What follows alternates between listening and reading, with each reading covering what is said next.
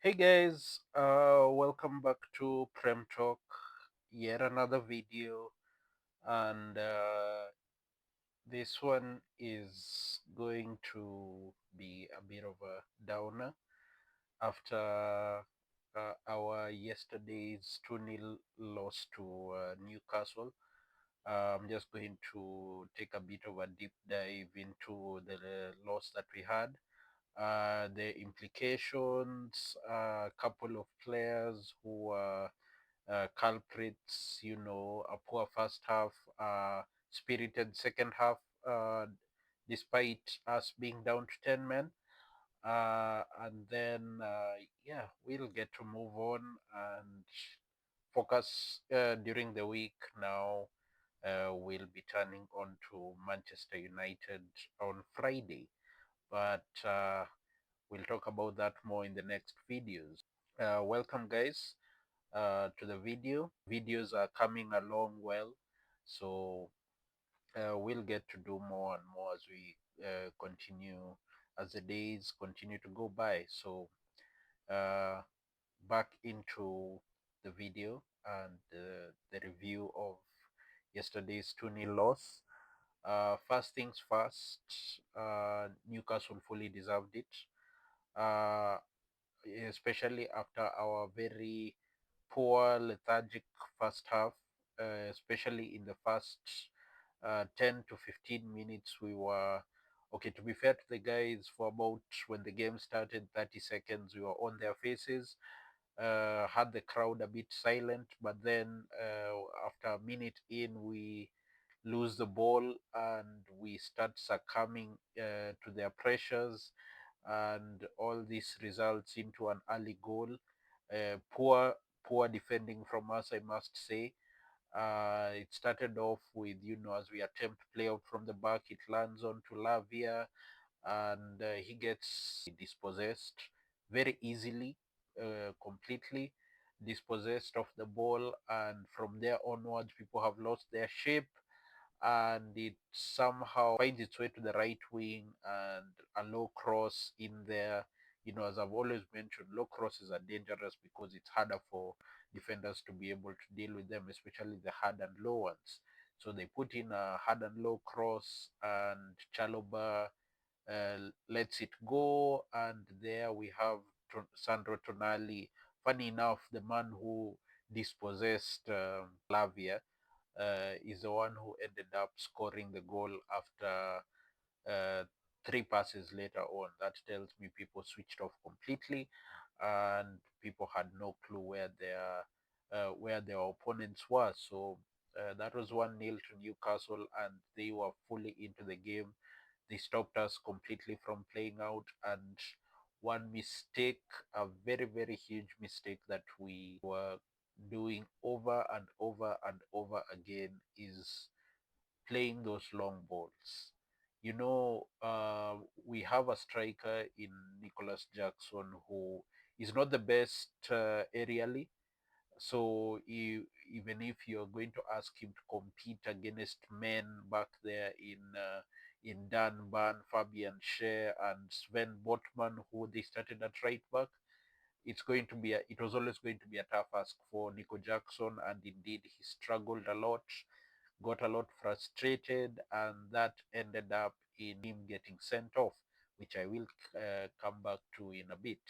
So uh, Newcastle applied a lot of pressure onto us, and it was causing a lot of problems. We were not able to play out, and the mistake that we kept on doing over and over again, as mentioned, was that long ball, and that was just presenting possession back to them.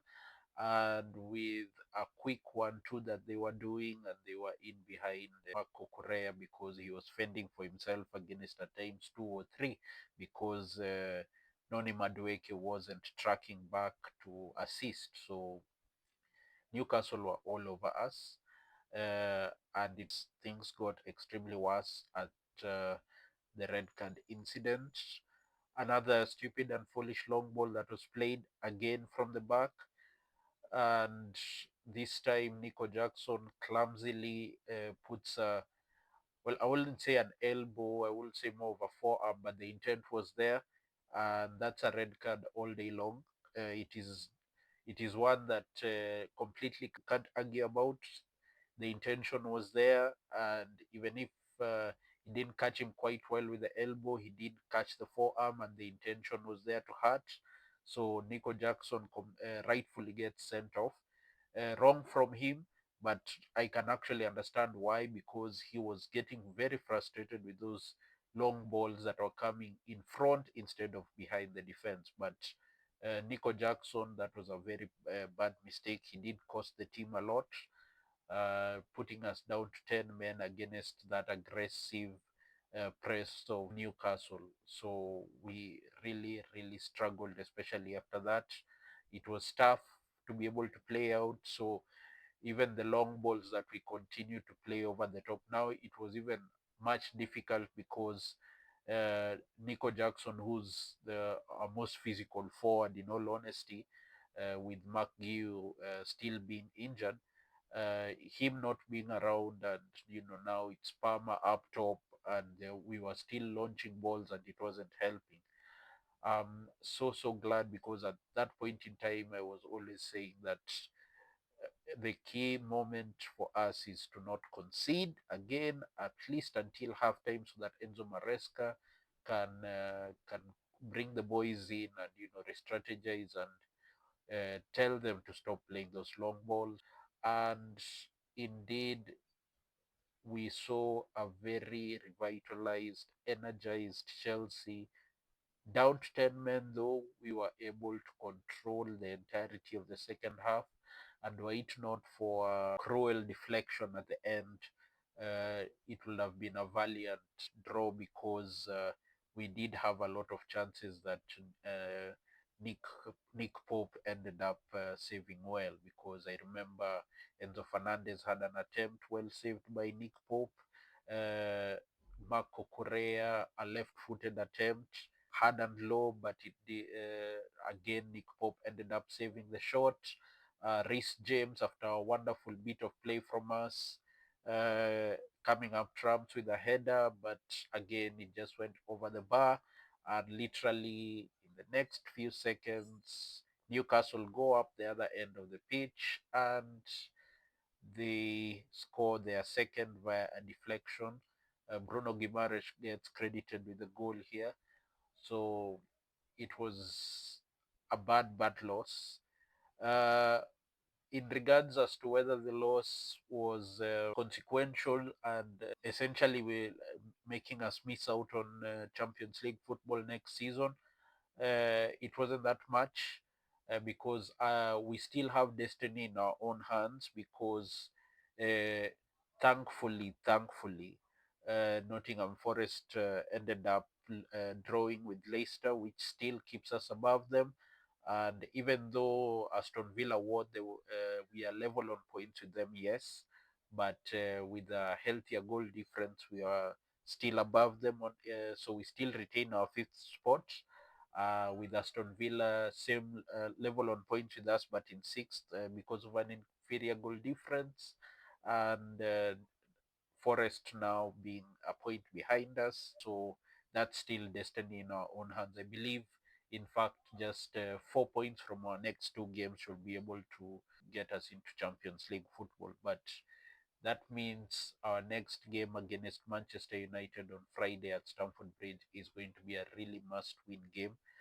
uh, no excuses there. Win that game, and we'll be able to put some distance, proper distance between us and Nottingham Forest. Uh, Aston Villa will be playing on the same night against Spurs, and with both Spurs and United having a Europa League final to contest the following week, on that is next week on or on Wednesday, I do anticipate that both teams are going to rotate heavily, uh, resting up players, for that Europa League final for them. So we are going to need to be very, very, very clinical with the opportunities we get against Manchester United, because that is a game where we literally need the win. It is a must-win game, and there is no two ways about it. because if we lose that game, we will now be having to depend on Nottingham Forest results next week to be able to at least stave them off. And we are going to also have to be relying on Aston Villa, which is not a good place to be in. It is always better that in these types of races that we have destiny in our own hands, that we are able to control where we end up finishing in the table. So with this loss, a very, very tough loss, it just emphasizes now the need for us to win our next two games so that we are able to qualify for Champions League football. And, Champions League football for Chelsea and the Europa Conference League Cup will be very, very good season. That will be a very good season for Chelsea, for the squad, for Enzo Maresca, and it'll be a very good launching pad for us next season, with additions coming in to be able to challenge for the title next season, hopefully. So that's it for the video today.